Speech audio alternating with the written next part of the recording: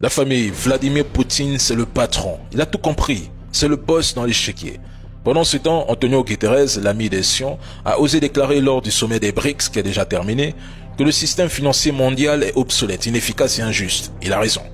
Les pays en développement sont étouffés par la dette, tandis que l'Occident continue de manipuler un modèle économique déjà dépassé. Guterres a appelé à une réforme rapide et radicale en réclamant un véritable soutien pour les nations vulnérables et un essor de la coopération Sud-Sud.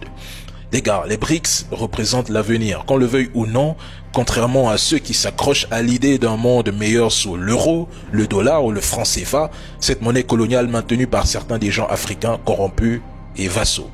Le véritable pouvoir économique est en train de changer de main ou de pôle. Les BRICS sont les seuls à parler de souveraineté monétaire, de justice économique et de solidarité entre les nations du Sud, pendant que les autres s'enlisent dans des discussions sur les taux d'intérêt et les politiques d'austérité. Les BRICS ne veulent plus jouer selon les anciennes règles. Ils veulent les réécrire, changer l'ordre mondial de manière irréversible et proposer de nouvelles visions. Ils innovent sans se faire dicter leur conduite par ceux qui se prenaient hier encore pour les maîtres du monde. L'Occident panique et la zone euro finira par s'éteindre. Il suffit de regarder l'état actuel de l'économie allemande ou française. Ce n'est pas Dany qui invente les chiffres. Ce sont leurs statistiques disponibles sur leur site officiel. La locomotive est en marche et les puissances occidentales perdent du terrain. Mesdames et messieurs, pendant que certains critiquent Vladimir Poutine en le qualifiant de dictateur, les BRICS, eux, construisent déjà l'avenir.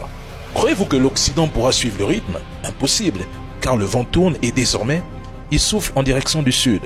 Le Nigeria est partenaire, l'Algérie est partenaire et l'Ouganda est partenaire et bientôt Mozambique et d'autres pays qui possèdent leur monnaie sont en route. Force au monde multipolaire. L'époque où les pays craignant les États-Unis ou l'hégémonie américaine est révolue. Bonjour la famille, j'espère que vous allez tous bien. Si vous êtes nouveau, n'oubliez pas de vous abonner à la chaîne et activer la cloche des notifications. Merci.